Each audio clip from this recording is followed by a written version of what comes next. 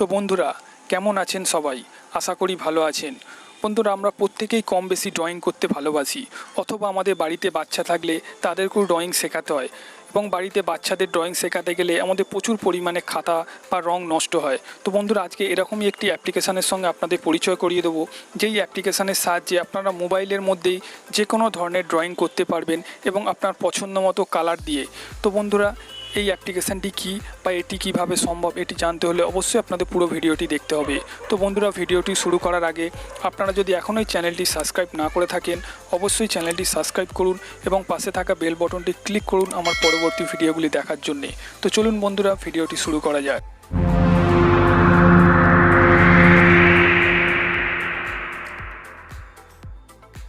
তো বন্ধুরা আমরা সরাসরি চলে এসেছি মোবাইল স্ক্রিনে।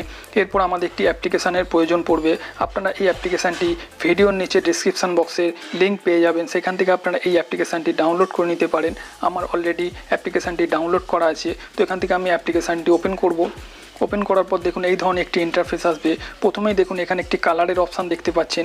এখান থেকে আপনার পছন্দ মতো কালার সিলেক্ট করে নিতে হবে, আপনি কোন কালারটি চয়েস করতে চান। তো এখান থেকে দেখুন অসংখ্য কালার আপনারা পাচ্ছেন। তো এখান থেকে আমি একটি ইয়েলো কালার চয়েস করে নেব এবং রাফ একটি আপনাদের ড্রয়িং করে দেখাবো। এরপর আপনার আঙুল দিয়ে মোবাইল স্ক্রিনে আপনি যা আঁকবেন সেটাই, যেইভাবে খাতা পেনে আপনারা আঁকেন সেইভাবে আপনারা মোবাইলের মধ্যে ড্রয়িং করতে পারবেন। তো এখানে রাফ আমি একটি আপনাদের করে দেখাচ্ছি।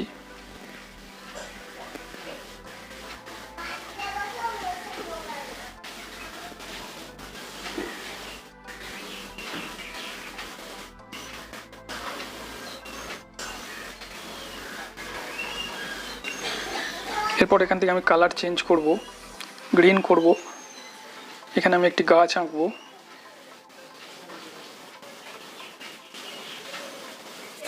এরপর আবার এখান থেকে কালার চেঞ্জ করব।